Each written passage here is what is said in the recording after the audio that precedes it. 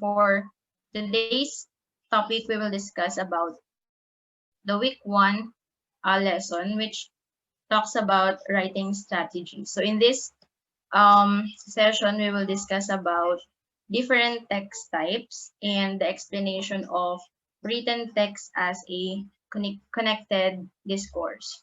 So first is we would like to define what is writing from the word reading and writing skills, your course title.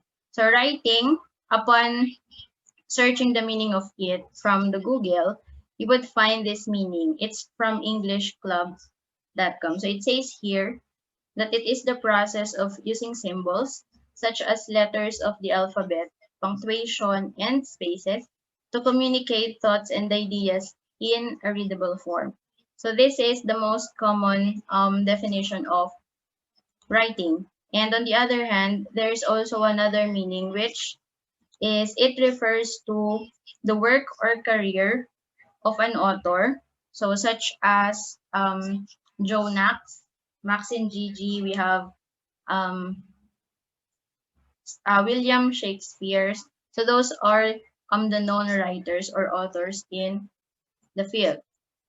So in this course, we will not talk about writing as a career, but we will focus more on the first definition, which is this one. It is the process of using punctuation and spaces to communicate thoughts and ideas in a readable form. So first is I would like to clear or to let you understand that words are considered as the building blocks of a language. So words are the basic units of the language wherein in any language a single word either in spoken or written form possesses a specific meaning. So in English, for example, the words go, sit, and run are single words but has its own meaning. So it can stand alone.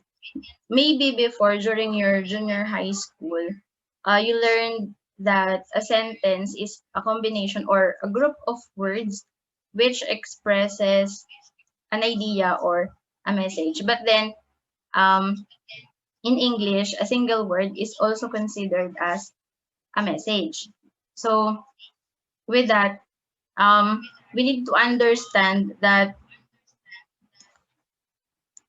a word is a foundation of the language. But then it doesn't mean knowing the meaning of a word is enough.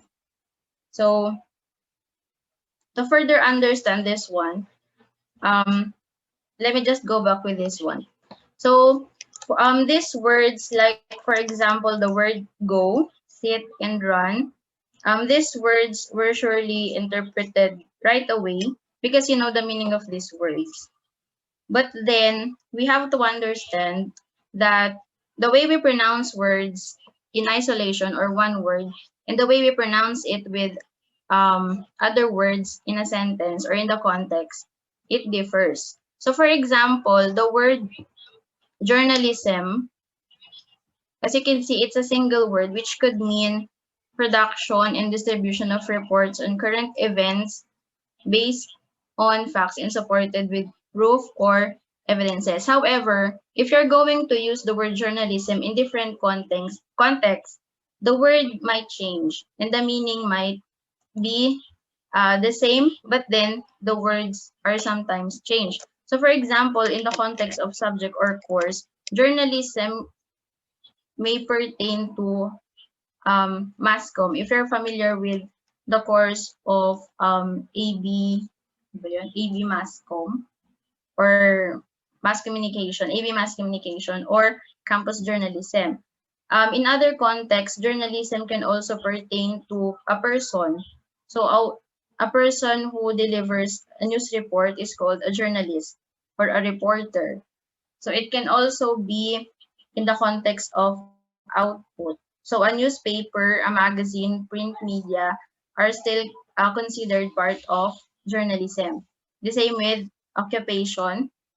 So what does it mean then? In spoken language, we don't speak random words to express an idea, but we connect appropriate and relevant terms to form a language.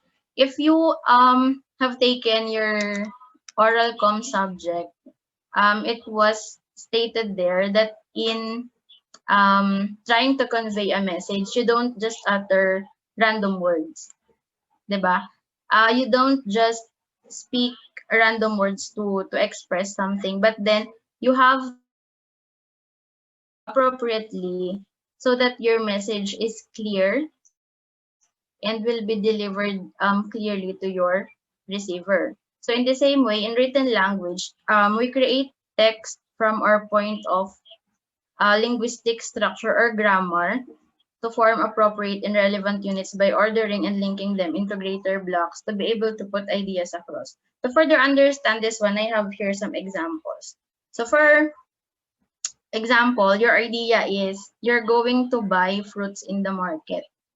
So we have mentioned earlier that we don't just put words together, or we don't put random words together to express a message. So again, a single word contains a meaning, but if you're going to combine random words with different meaning, it will not be clearly expressive. So I will use a Filipino sentence or example because that is your native language para mas maintindihan. So in Filipino, we don't say bibili ako prutas palengke. So the word bibili ako, prutas, and palengke conveys its own meaning. But we don't say it that way, right? We have to say it in a proper way wherein we use connectors or conjunctions, or in Filipino, I forgot the term for in Filipino. So for example, this one, ako ay bibili ng prutas sa palengke. This one sounds clear than the first one. And yun nga, and sabi nila, pag maganda sa pandinig, yun ang tama. In other ways of expressing the incorrect sentence, you could also say, bibili ako ng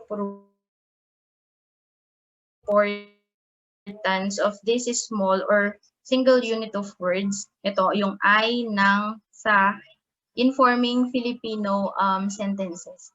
So if those words are missing, your sentences in Filipino might sound, bano, sabi nila.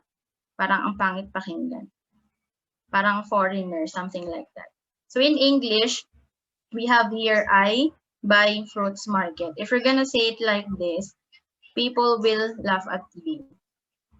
There are some words which are missing. So going back with the idea, your idea is you're going to buy fruits in the market. So you can say it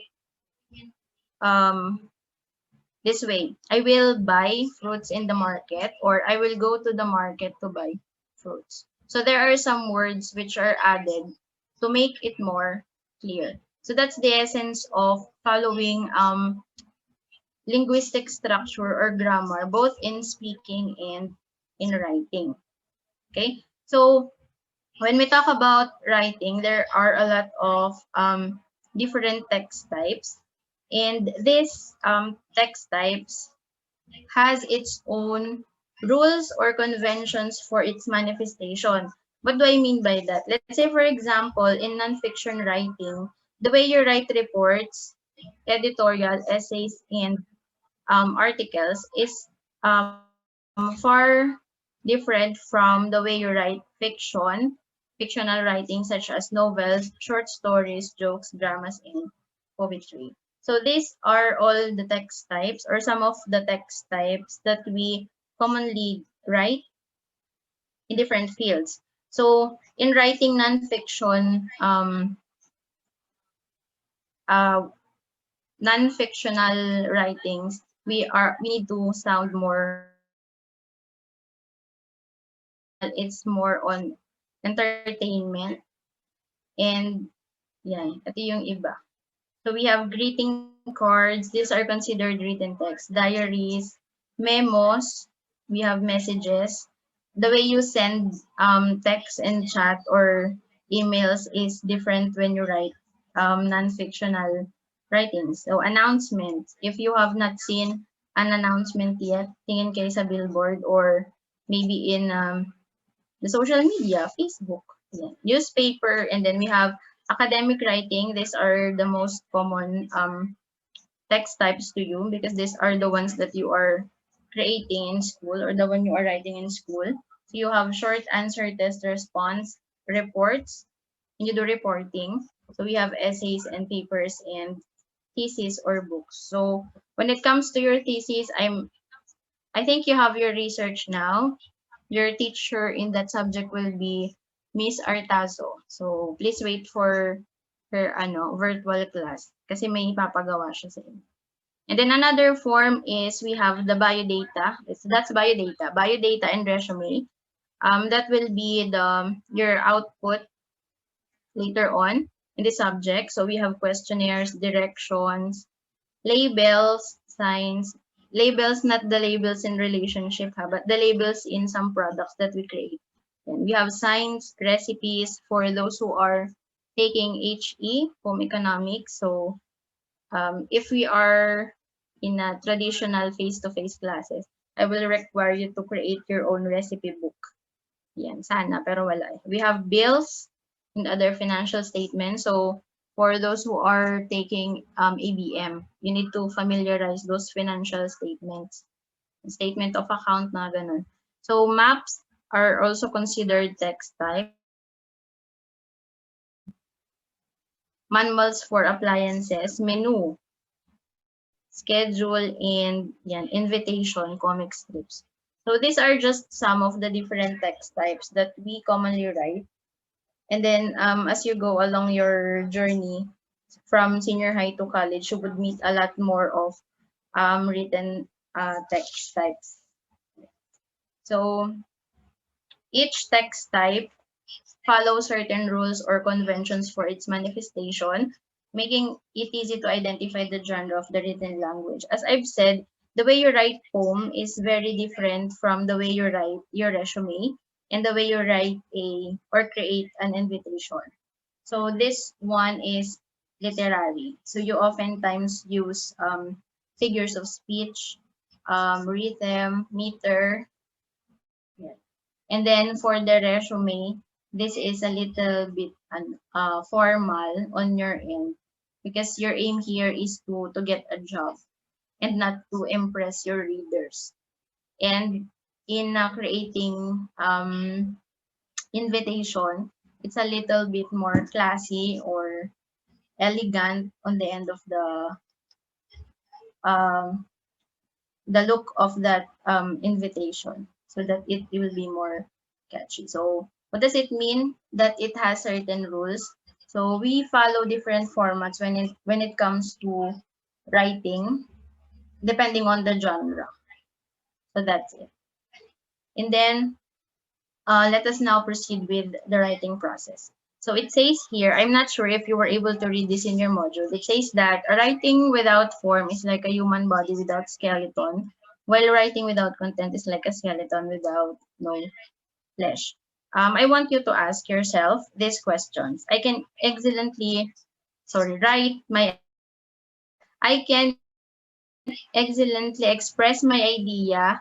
It's a typographical error. Excellently express my idea when I speak, but I find it difficult to explain when I write. I would want you to ask yourself. Or I am confident to express my ideas through writing because I have more time to think than when in speaking. But the bottom line of it is that writing and speaking are similar. Both are just skills that can be enhanced and improved. What does it mean?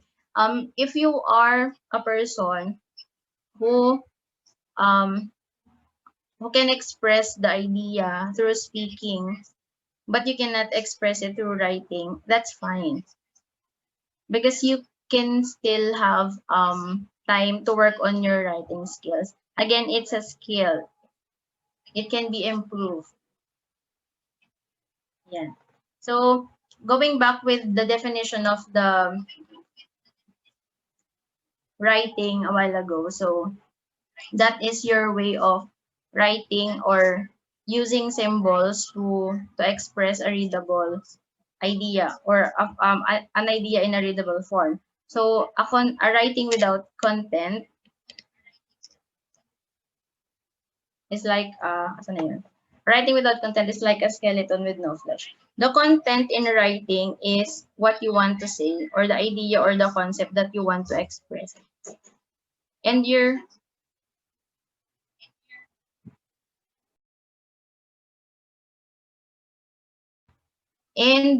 your form is your style or your way of writing it, such as the use of punctuation marks, margin, and format. So, for example, you are to write a story in a literary class. I can I can think of superb ideas, but I can't find catchy words to express it. Are you that kind of person? Your mind is so imaginative. Like you can think of different stories in one sitting, but you find it hard to write them. Or are you the kind of person that has the form but don't have the content? So you have a wider vocabulary, but you can't think of an entertaining concept. So sabi nila, a content should go with a form and the form should go with the content. Parang nonsense pag magaling kang magsulat pero wala kang masulat. At nonsense din yung may gusto kang isulat pero hindi mo maisulat. Yun siya in Filipino. So fictional and non-fictional writing suggest different forms of writing. As I've said, it depends on the genre. If you're writing a literary article, for example, poem, so you can write freely. You can use figures of speech, flowery words. But in writing non-fictional writing and academic writing, you sound more formal. So who among you here are good at writing fictional works or papers like short stories? Those who are trying to write in Wattpad, yan, it's a skill. You can improve that. And who among you here are good in writing non-fictional writing such as essays, such as news articles, kung meron man sa inyo, yung mga future journalists natin. Yan. So yun yung form and the content. So in the writing process, ito, I would like to ask you, who among you before they write their own draft? And sino naman yung they prefer writing their own introduction before they browse references for supporting details? Yan. So the answer would be sa inyo na. But then there will be no right or wrong answer because those skills are both part of, or those activities are both parts of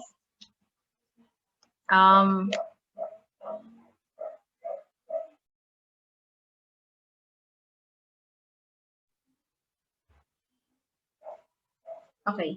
So going back with what I am saying a while ago, there will be no right or wrong answer if you tend to read references before you write, or you write your own introduction before you browse your references, because that is part of writing process.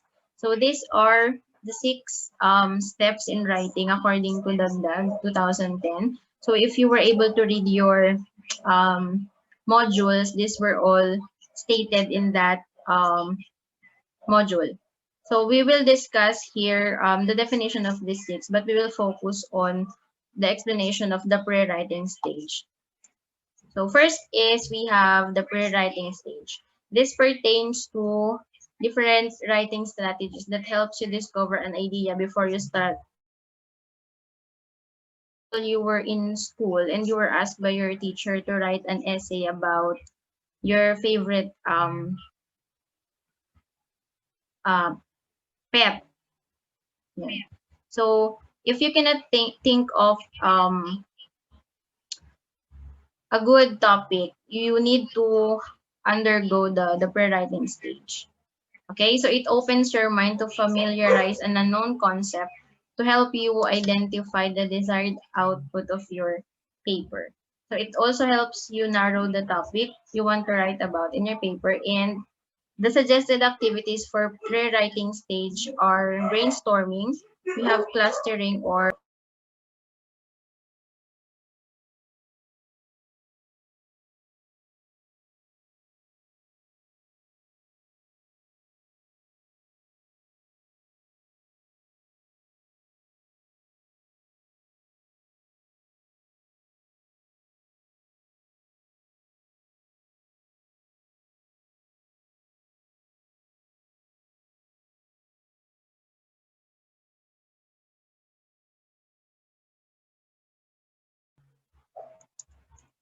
okay. So this is an example of an output of a person who undergone brainstorming before writing.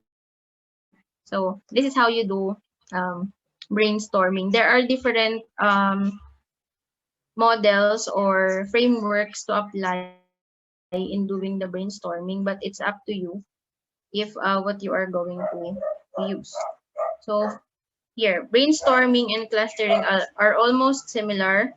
Both can use listing, mind mapping, semantic mapping, and word mapping. So for instance, you were to ask an essay about transportation. So we have here the classifications of vehicles in land, in water, and in air.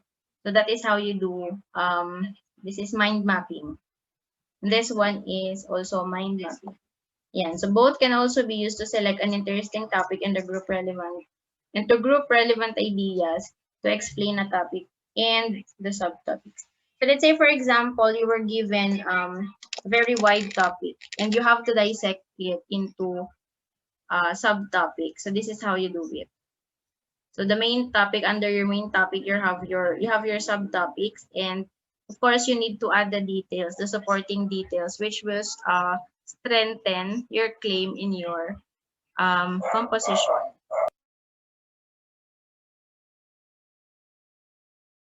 We have discussed two, brainstorming and clustering, and as mentioned in the previous slide, the two are almost the same. So the next one is free writing. So this is the most restricted method of free writing stage. So if you were able to watch Pinocchio, the Korean drama, yan, yung may journalist and yung basta yung reporter. Yun. Journalists or news writers tend to apply this free writing in writing news articles. So for example, they witness an incident. So sulat lang sila ng sulat.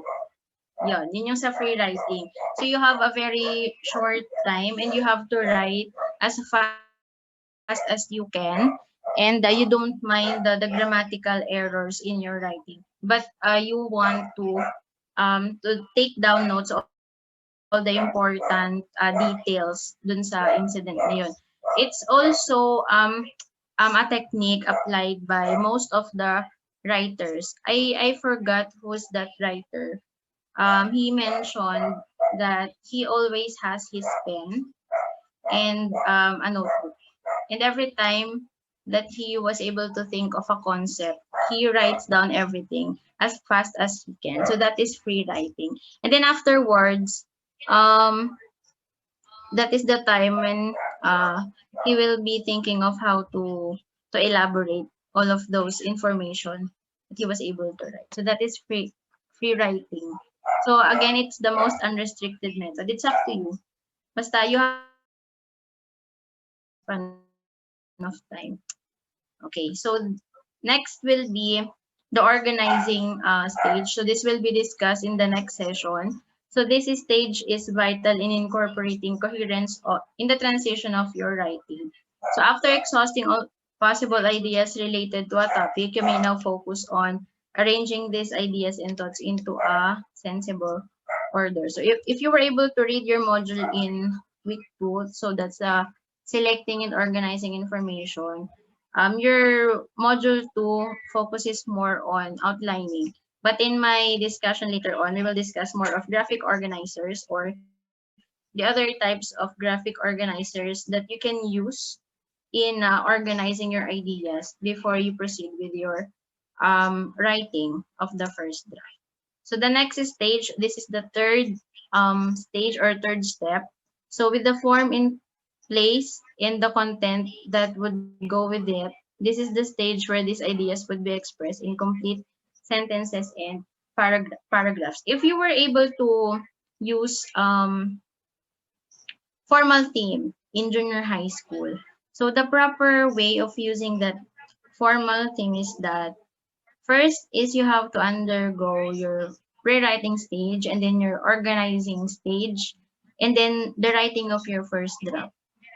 And then after writing the first draft, the teacher would check your formal theme for revision and then you edit it. And then eventually at the end of the process, you will write your final draft. That is how you do it, supposedly. But I'm not sure if you were able to use one. Kung naka-try kayo, siguro most of those who are in the provinces, that's good. That's a good practice. But if not, siguro you can try on your own. Then you i-check.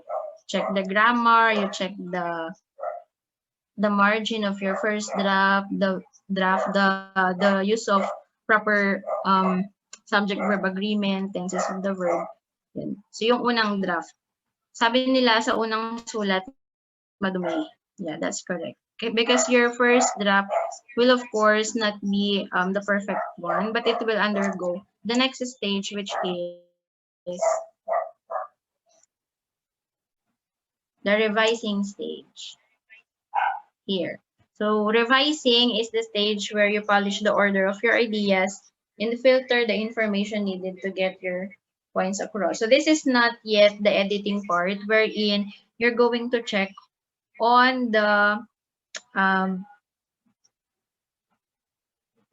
grammatical errors, but rather this stage focuses more on organizing your ideas if your main topic and your supporting details were connected properly. And then the next stage would be the editing. So this is where you go over your written work and you check the errors in spelling, punctuation mark, and grammar. So if you're going to compare the two, revising is more on checking the content, and and editing is more on checking the structure or the way you write it. Proper spelling, your margin, punctuation marks, and your grammar. And finally, the last stage is writing your final draft. So after your work has gone through revisions, you would now have to write your final draft. So that's your finished product. So that is how you do the writing process or the stages of the writing process. If you're not following that, it's fine. But then you will have to learn the proper way of writing as you go along your journey in senior high school and in your college. So for your research writing, yes, you will have to start in your introduction for your research. You will have to think of a topic. So that's the pre-writing stage. And then you have to organize the data or the details that you're going to gather in your chapter 2. Yun. And then, revise and then edit. And then the final draft will be the one that we're going to print and bookbind. Yun siya. So that is how you do writing. You have any questions? So if you don't have questions anymore, you can still go back with this lesson. It will be posted in your LMS.